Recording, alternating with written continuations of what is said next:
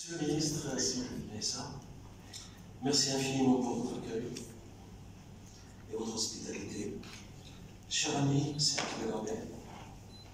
Mes chers amis ici présents, artistes, chercheurs, professeurs et philosophes, honorable assistance, un honneur et une joie d'être parmi vous à l'occasion de cet hommage dédié à Serge. Alors, quand on m'a demandé d'apporter mon témoignage sur Al-Khilé Rabia, mon ami de près de 40 ans, et ex-collègue à la faculté des lettres de l'hémicycle de Casablanca, j'avais devant moi plusieurs options. Tout intéressant, parce que l'on est éclectique. Alors, parler de qui? Rabia l'artiste peintre, Rabia le chercheur en esthétique, Rabia le philosophe, Rabia l'être méditant ou l'être méditatif, qui parfois nous échappe, nous fuit, préfère, comme il dit, s'éloigner du bruit du monde. Ou parler de Rabia le professeur, de Rabia l'intellectuel, qui interroge à travers ses écrits et ses conférences la pratique de l'art, le contenu de l'art, le sens de l'art. Et tout cela est lié chez lui aux questions fondamentales sur le mystère de la création et de la vie. Il déploie son message d'une manière symbolique et métaphorique, en jouant sur les notions de lumière, de couleur et d'ombre. Mais avant d'évoquer ces aspects, je souhaiterais apporter un témoignage humain sur la personne d'Al-Khilé Rabia, dont le nom évoque déjà. Je lui ai dit hier, on en a parlé. Rabia, c'est le printemps, c'est la verdure, c'est le renouveau, la renaissance, c'est un nouveau cycle. Donc toujours jeune, malgré l'âge, parce que l'âme ne vieillit jamais. L'âme ne vieillit jamais. Donc, ces mots hier l'ont à la fois intéressé et amusé.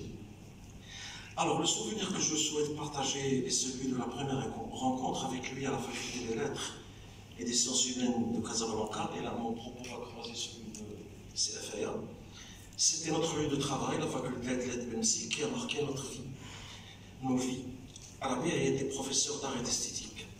Cette faculté a aussi été marquée par l'empreinte de son premier doyen, CFA, notre ami Hassan Smili, dont je dirais rapidement, mais vraiment rapidement un petit mot. Son projet en 1984 était d'aller au-delà de l'enseignement académique. Il tenait à ouvrir l'université sur les arts et la culture, et nous étions nombreux à partager ce projet. Et à l'époque, les textes ne prévoyaient pas d'intégrer dans les cursus la culture et les arts. Ce n'était pas possible. Mais puisqu'on avait des convictions, on a essayé un peu de gérer la situation. Et nous savons tous que dans notre pays, lorsque les idées sont bonnes, lorsque les idées sont utiles et justifiées, et lorsque les choses sont bien faites, personne ne s'y oppose. Au contraire, on vous soutient. C'est ce qui nous est arrivé. Alors nous étions convaincus qu'au sein de l'université, l'animation culturelle et artistique, la culture du dialogue, permettent aussi de diffuser les valeurs de tolérance, de respect de l'autre, du vivre ensemble et de la modération. Et ce combat-là ne s'arrête jamais.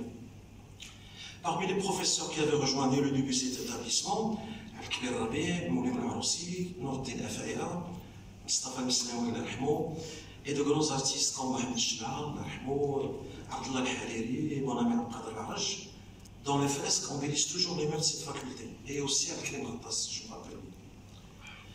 Alors, il faut aussi reconnaître qu'à l'époque, c'est le festival d'Assela en tant que concept, en 1978, donc 6 ans avant l'ouverture de cette faculté, qui a été un modèle et une formidable source d'inspiration pour nous tous. On a osé, on était plus audacieux grâce au festival d'Assela. Donc il a contribué à nourrir notre nouvelle vision dans l'enseignement supérieur. Alors au sein de la faculté, Rabia se distinguait déjà par sa forte implication dans l'enseignement, l'animation d'ateliers, l'encadrement des programmes de recherche. Et lorsque la faculté a créé le Festival international de théâtre universitaire à Casablanca, qui en est aujourd'hui à sa 35e édition, dont j'ai eu l'honneur aussi d'être un membre fondateur, qui devait faire le logo du festival qu'on appelle le Futur, eh bien c'est Al-Khilé Rabia qui a fait ce logo en 1988. Ce symbole est connu partout dans le monde, au sein des universités, le célèbre logo Google, on met Google, le logo Rabia Futur, on va voir une petite merveille. Et le célèbre logo donc signé à Rabia est la représentation d'un masque de théâtre stylisé. Il est conforme, mais ce qui est intéressant, c'est que le logo, il a l'objectif de faire connaître un événement, mais Rabia n'a fait aucune concession. Il a gardé sa méthode de travail, son mode de création. Donc c'est le même souffle, c'est la même énergie gestuelle qui anime et nourrit le bras de l'artiste Rabia lorsqu'il marque sur la toile ces traces venant d'une intériorité mystique, spirituelle quelque part.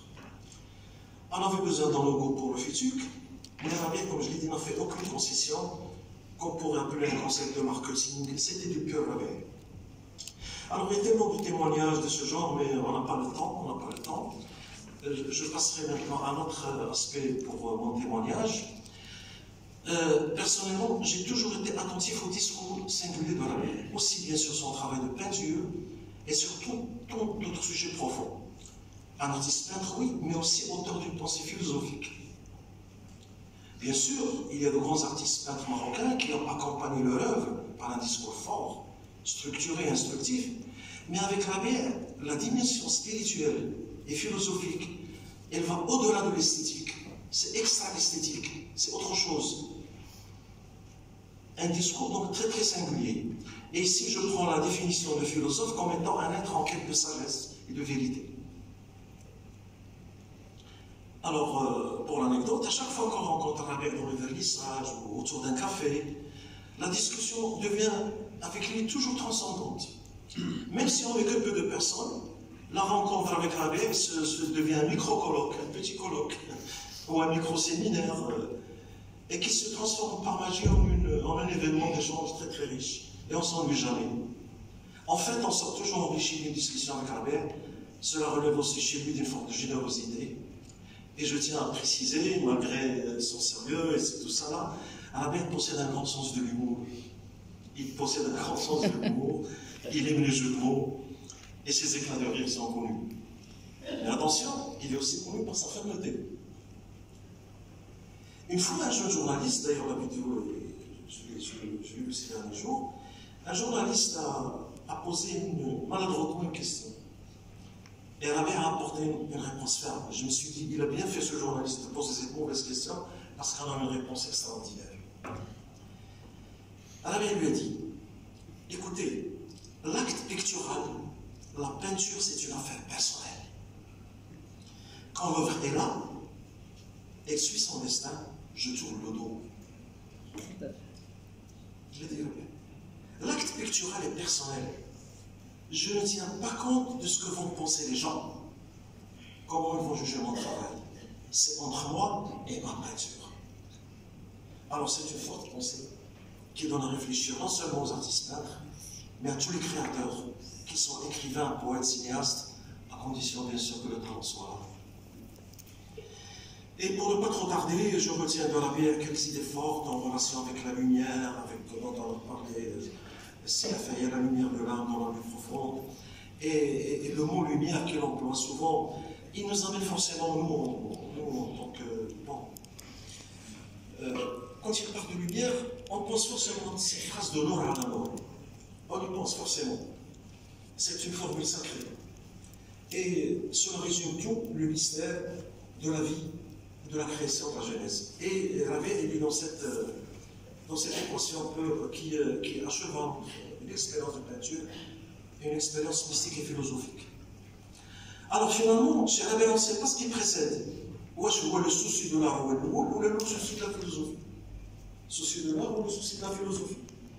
Ou bien c'est une démarche parallèle, à moins que ce soit le même ADN, une fusion entre deux domaines, mais fonctionnant en parfaite synergie mentale.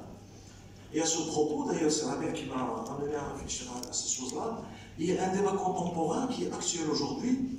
Aujourd'hui, on dit l'artiste philosophe ou bien le philosophe artiste. Comme une sorte de fusion. Alors, il y a même certains qui s'interrogent si l'art peut être une alternative à la philosophie. Et là, j'ai à côté de moi un grand philosophe, et si je sais qui est là, l'art peut-il être une alternative à la philosophie? Et il est évident que jusqu'à présent, ce sont les philosophes qui ont parlé sur l'art. Jusqu'à présent, ce sont les philosophes qui ont parlé sur l'art. Plus que les artistes sur la philosophie. Et on dit aussi que le philosophe, il a toujours le dernier mot sur l'art. Mais certains aujourd'hui, et là je vais bientôt m'arrêter, comme le philosophe et critique d'art américain Arthur Danto, il estime que depuis les années 60, et là ça va intéresser Rachid, il estime que depuis les années 60, l'art contemporain peut être assimilé à une pensée visuelle dotée elle-même d'un fort pouvoir philosophique. Alors ce monsieur-là, il estime qu'aujourd'hui les artistes, plus que les philosophes, ce sont les artistes qui posent les questions les plus urgentes. Il trouve que les philosophes prennent un peu leur distance, mais là c'est un débat, Alors pour finir, il semble bien que nous sommes nombreux à le penser, que l'œuvre et toute la démarche de Rabelais sont inscrites dans cette grande équation qui interroge à la fois l'art et la philosophie. Et merci pour votre attention.